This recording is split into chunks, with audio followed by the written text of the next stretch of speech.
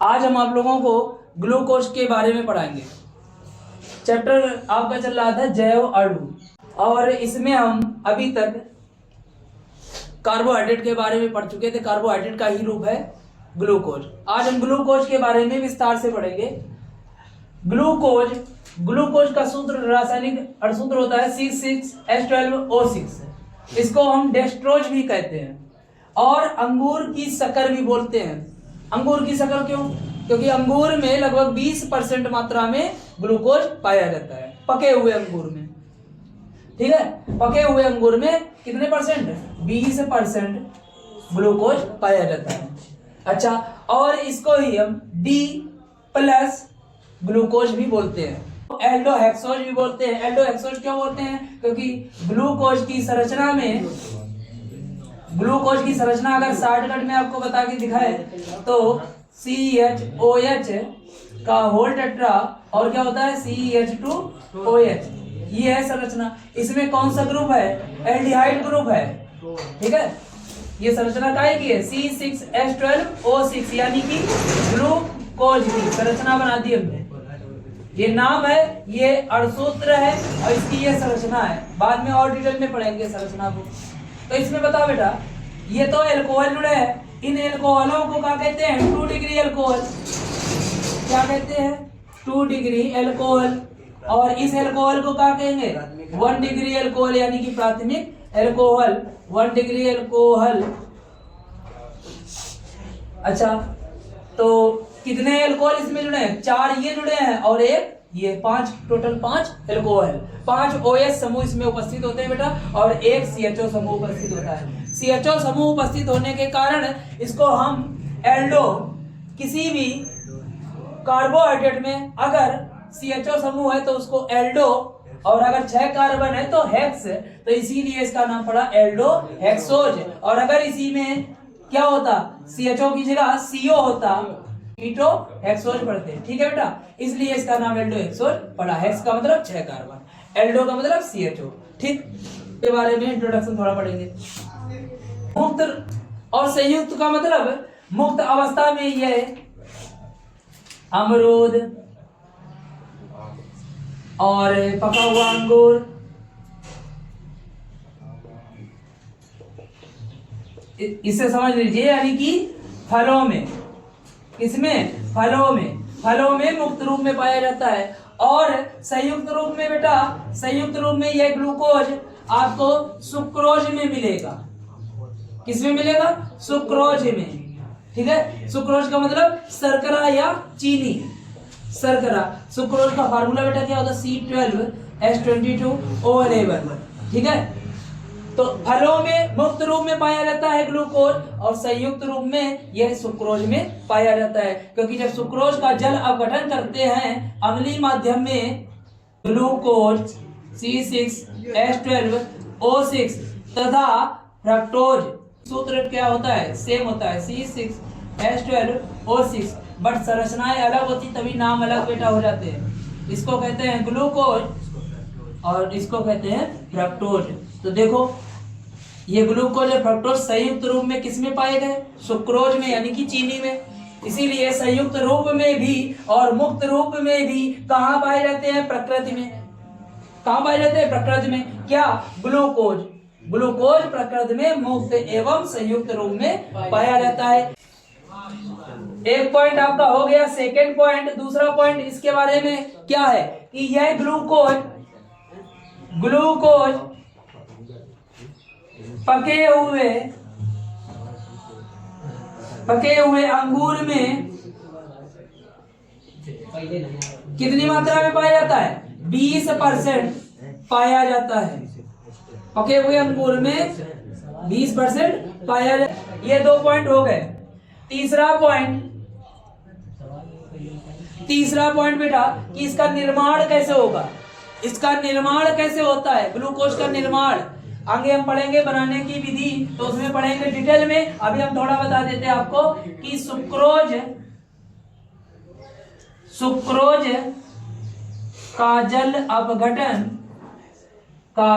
अपघटन किस माध्यम में बेटा होता है? अम्लीय माध्यम में। किस माध्यम में? अम्लीय माध्यम में। अम्लीय माध्यम का बेटा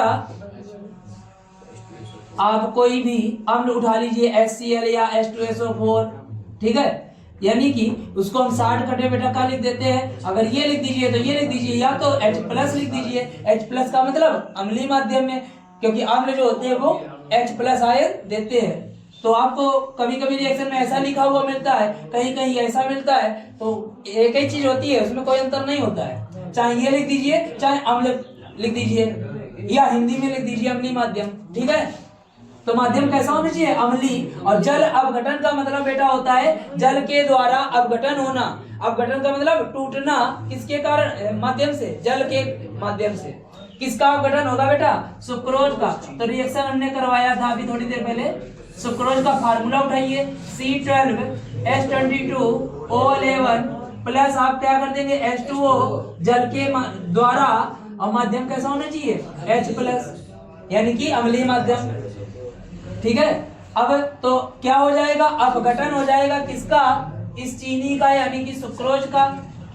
चलिए अपघटन करा लीजिए, तो यह किस में टूट जाएगा? ग्लूकोज और फ्रक्टोज में, यानी C6H12O6। बेटा दोनों के अणुसूत्र जो होते हैं सेम होते हैं, लेकिन संरचना अलग होती है, इसीलिए दोनों के नाम भी अलग हो गए। इसको कहते हैं ग्लूकोज और इसको कहते हैं फ्रक्टोज, ठीक है। तो ये आपने किसका निर्माण कर दिया? ग्लूकोज का निर्माण कर दिया। चौथा पॉइंट क्या हो जाएगा कि स्टार्च या सेलुलोज, बेटा कहीं कहीं सेलुलोज होता है, कहीं कहीं ग्लूकोज होता है, कहीं कहीं सुक्रोज होता है, बात वही है। कहीं कहीं यस को जा नहीं पढ़ देते हैं, उसी प्रकार से, तो कोई गलत नहीं होता है। सेलुलोज लिखो या सेलुलोज, सुक्रोज लिखो या सुक्रोज, ग्लूकोज लिखो या ग्लूकोज। किताबों में किसी किताब में ग्लूकोज होगा, किसी किताब में ग्लूकोज होगा, बात एक ही है। तो स्टार्च या सेलुलोज का, इस ग्लूकोज का निर्माण अगर होता है तो अम्लीय माध्यम में ही होता है। स्टार्च या सेलुलोज का अम्लीय माध्यम में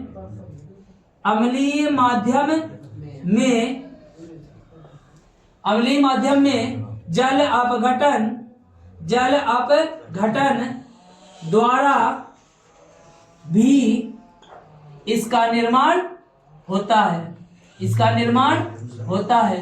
तो यहाँ पे इंट्रोडक्शन में अगर लिखना है तो इतना ही लिख दीजिए, रिएक्शन कराने कोई आवश्यकता नहीं, क्योंकि वो बनाने की मेथड जब आप करेंगे उसमें रिएक्शन करा सकते हैं। इसका निर्माण होता है। एक एग्जांपल हमने अभी करा के दिखा दिया है, तो इसका भी वैसे ही हो जाएगा, ठीक है। ये पॉइंट थे इंट्रोडक्शन के बारे में, ये आपको तैयार कर लेना चाहिए। स्क्रीनशॉट लीजिए बच्चा। Yes sir. अब हम ग्लूकोज की संरचना पढ़ेंगे। ग्लूकोज की संरचना, इसके लिए देखिए सबसे पहले ग्लूकोज का अणुसूत्र क्या होता है? C6H12O6, ये होता है ग्लूकोज का। इसकी ये संरचना कैसी है? खुली संरचना। कैसी है? खुली संरचना है ये, यानी कि ओपन चेन, खुली संरचना। ये खुली संरचना है बेटा, ओपन चेन। और घेरादार अगर बंद संरचना होती है उसको चक्री भी बोल सकते हैं, वो अभी आगे पढ़ेंगे। तो सबसे पहले ग्लूकोज का अणुसूत्र ये है और इसकी संरचना ये बन गई, यानी कि सबसे पहले CHO एल्डिहाइड ग्रुप, फिर अगला C, स्टार्टिंग करना इस साइड OH से, तो इस साइड H, अगला C आपकी OH इस साइड और एक H इस साइड। इसके बाद अगले C में OH वो वाला इधर कर दिया और H उधर कर दिया। और इसके बाद पांचवा जो C होता है, यही बहुत इंपॉर्टेंट होता है। इसमें क्या है, आपकी OH को उस साइड नहीं करेंगे, यही साइड रहता है। पांचवें C में OH इसी साइड रहता है। इसके बाद लास्ट में अपना CH2OH, इसको हम ऐसे भी लिख सकते हैं बेटा, CHOH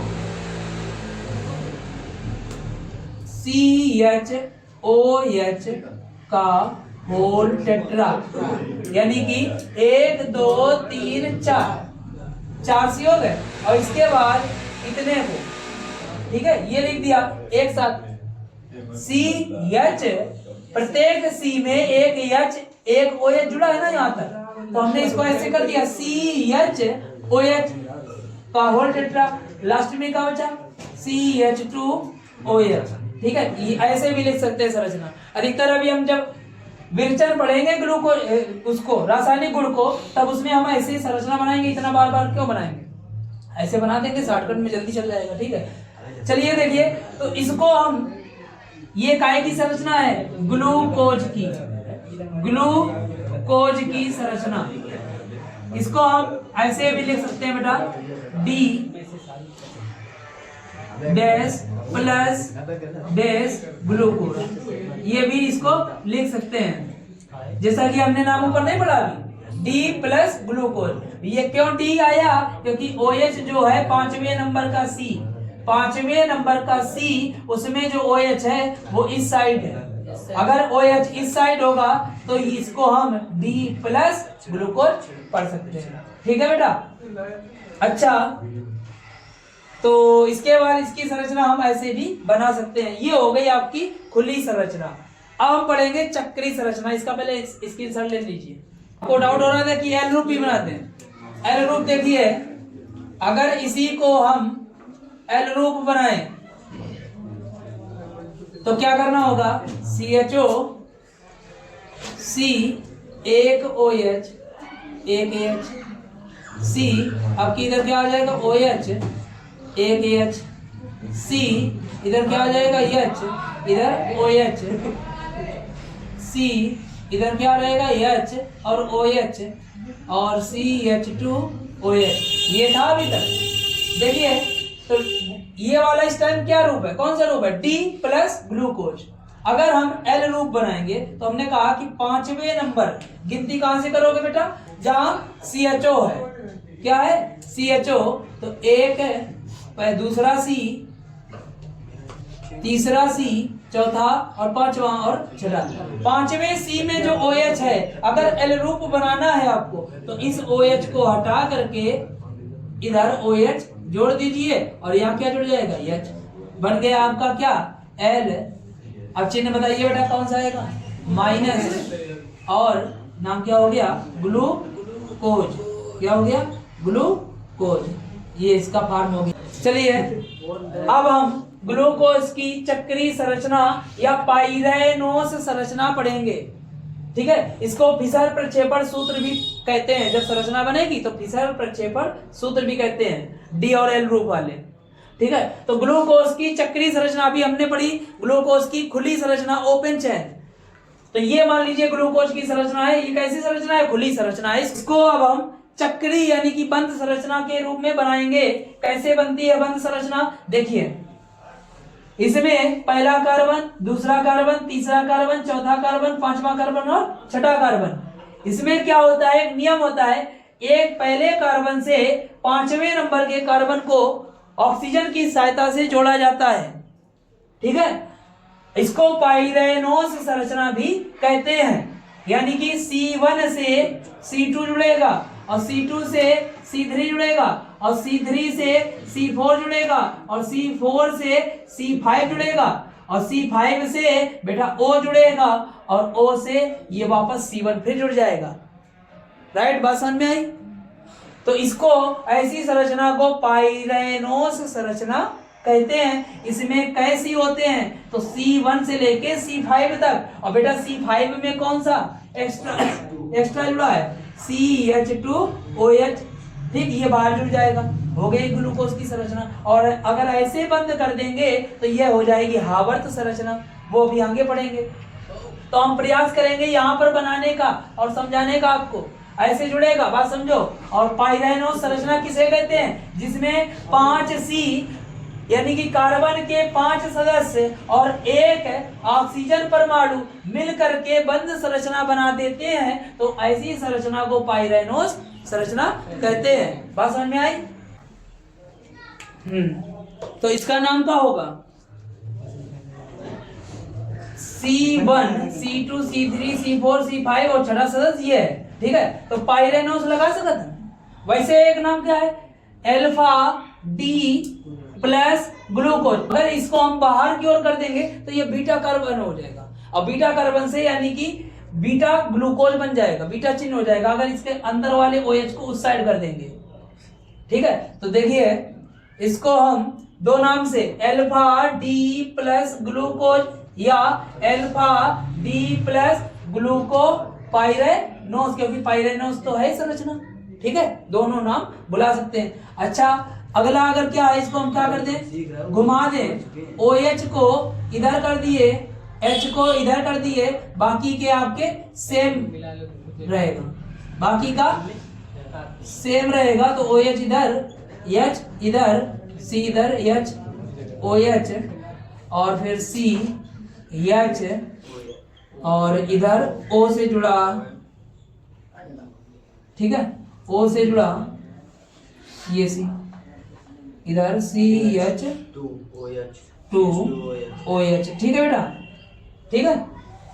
तो इसको हम क्या कहेंगे, जब OH अगर इस बार की ओर चला गया तो इसको कहेंगे बीटा डी प्लस ग्लूकोज, और अथवा या बीटा डी प्लस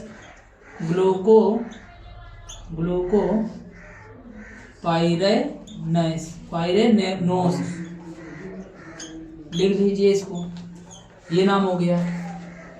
अब आपकी कंप्लीट हो गई पाइरेनोस संरचना।